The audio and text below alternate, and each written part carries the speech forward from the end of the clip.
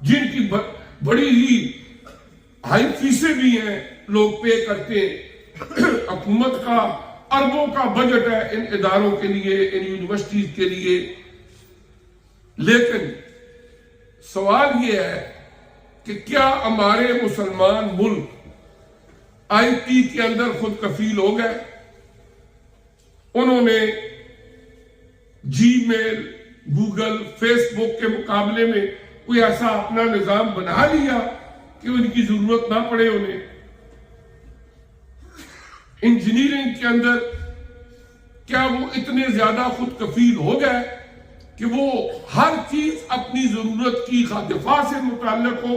یا عام ضروریات زندگی سے متعلق ہو وہ خود تیار کرے اور انہیں ضرورت پیش نہ آئے، بلکہ جو سخت ٹھنڈے ملک ہے جہاں برف ہوتی ہے وہاں کے لوگ انجینئرنگ کے ذریعے ہمارے اے سی اور ہماری فریجوں کے فارمولے ہمیں بتاتے ہیں کہ ایسے بنانا ہے، جبکہ گرم ملکوں کو خود بنانے چاہیے تھے۔ ایک طرف یہ صورتحال ہے، اربوں کے بجٹ لیکن خود کفیل نہیں۔ دوسری طرف اگر آپ کمپیریٹیولی دینی تعلیم کو دیکھیں، حکومت کا جتنا ٹیکس ہوتا ہے اس میں 1 پیسہ عموماً ہمارے ملکوں کی اگر بات کریں 1 پیسہ اس میں سے وہ نہیں لگاتے، اس لیے کہ جہاں سے لیتے ہیں قرض ان کی پہلی شرط یہ ہوتی ہے کہ اس سے دین کا کام کوئی نہیں کرنا، کسی دینی ادارے کو نہیں دینا، وہ ڈونیشن پر چلتے ہیں۔ لیکن اس کے باوجود اگر لاکھوں مسجدیں ہوں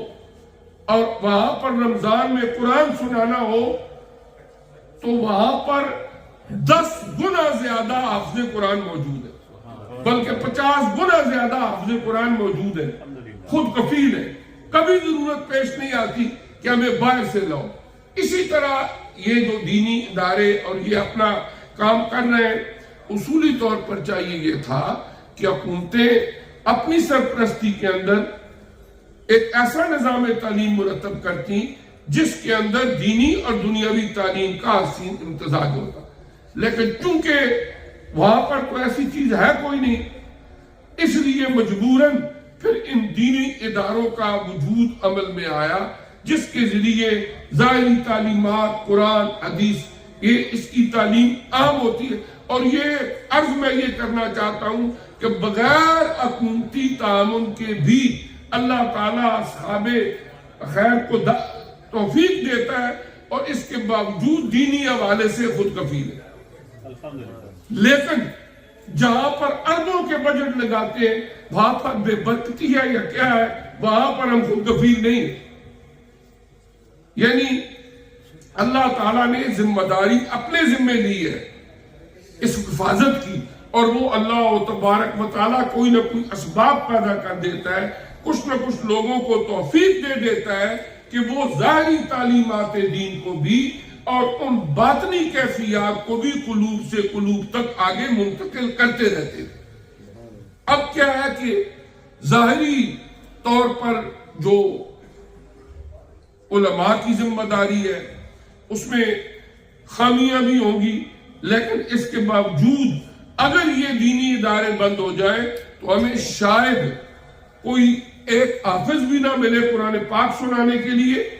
یا دینی مسائل بتانے کے لیے کوئی عالم بھی نہ ملے۔ یعنی ایک طرف تو اللہ تعالیٰ نے بغیر کسی حکومتی سرپرستی کے بھی اس میں برکت دی، اور دوسری طرف کیا ہے کہ خامیاں خرابیاں ہر شعبے میں ہوتی ہیں،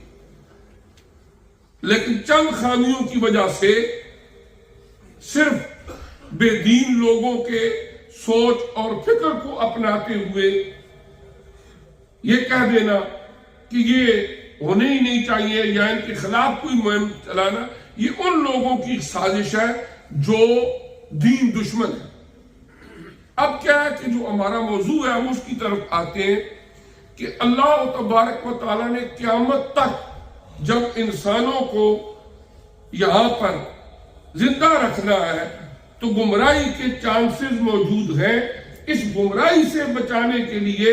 ظاہری تعلیمات کو بھی محفوظ رکھا اور آئین اللہ میں سے کچھ ایسے لوگ بھی ہر دور کے اندر آتے رہے کہ جنہوں نے ذکر اذکار کے ذریعے، لطائف و مراقبات کے ذریعے انسانوں کی ایسی باطنی اصلاح کی کہ ان کے اندر ایک سپرٹ، ایک جذبہ پیدا کر دیا اس دین اسلام کے احکامات کی پیروی۔ اگر آپ جو کروسیڈ وارز ہیں، صلیبی جنگیں ہیں، ان میں دیکھیں تو حضور غوث اعظم الشیخ عبد القادر جیلانی رحمت اللہ تعالی علیہ، ان کے صاحبزادے بھی وہاں پر لیڈ کر رہے تھے، اور سلطان صلاح الدین ایوبی رحمت اللہ تعالی علیہ، 2 دفعہ مجھے وہاں فلسطین جانے کا موقع ملا۔ ان کی جو رہائشگاہ ہے وہ اب بھی موجود ہے،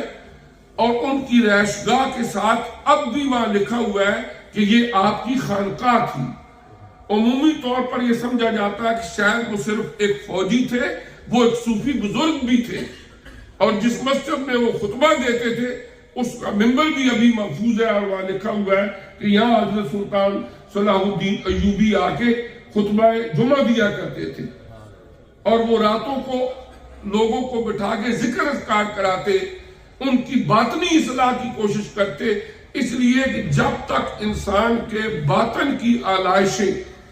وہ ختم نہیں ہوتی اس وقت تک اس کے اندر دین کے احکامات پر عمل کرنے کا جذبہ پیدا ہو ہی نہیں سکتا۔